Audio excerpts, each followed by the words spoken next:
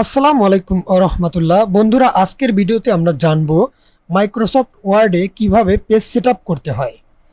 তাহলে চলুন বেশি কথা না বলে ভিডিওটি শুরু করা যাক। আমরা একটি মাইক্রোসফট ওয়ার্ড ডকুমেন্ট ওপেন করলাম। করার পর এরপর আমরা লেআউট মেনুতে যাব। লেআউট মেনুতে গিয়ে এখানে আপনি বিশেষ করে আপনি যখন কোনো অফিসিয়াল ডকুমেন্টেশনের কাজ করতে যাবেন তখন আপনার এই পেজ সেটআপটি খুবই প্রয়োজন হবে।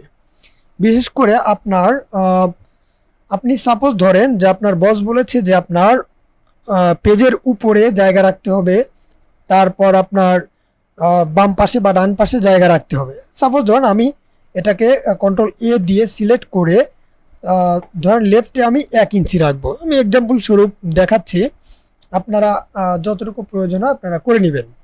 এরপর ইন্টারপ্রেস করব, দেখেন 1 ইঞ্চি কিন্তু লেফট থেকে এদিকে সরে আসলো। এরপর যদি রাইটে মনে করেন আমি 1 ইঞ্চি রাখবো, তাহলে রাইট থেকে 1 ইঞ্চি এইদিকে সরে আসলো। এখন এইখানে আপনার বিফোর এখান থেকে আপনি সেট আপ করতে পারেন 1 ইঞ্চি যদি দিয়ে এইভাবে দেন 1 পিটি আর কি। এরপরে এখানেও আপনারেও যদি এখানে 1 বা 2, এটা আপনার রিকোয়ারমেন্ট অনুযায়ী আপনি সেট আপ করে নেবেন।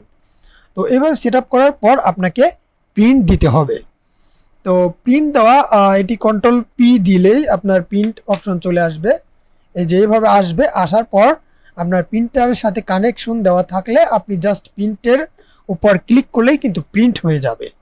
তো যেহেতু আমরা প্রিন্ট দিব না, তো এইভাবে আর কি পেজটি সেট আপ করতে হয়।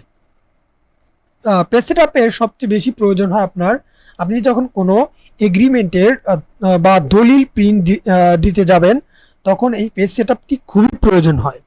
বিশেষ করে একটি দলিল পেজ সেট আপ করা কিন্তু অনেক টাফ।